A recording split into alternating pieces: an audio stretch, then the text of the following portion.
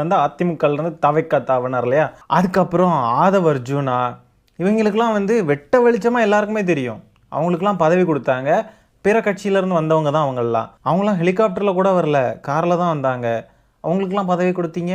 அவங்களுக்கெல்லாம் பதவி கொடுத்தது தெரிஞ்சுமே இதுக்கு விசில் அடித்து கை தட்டுறானுங்கன்னா, இவனுங்களை நாம் தமிழர் பார்ட் 2ன்னு சொல்லலாமா?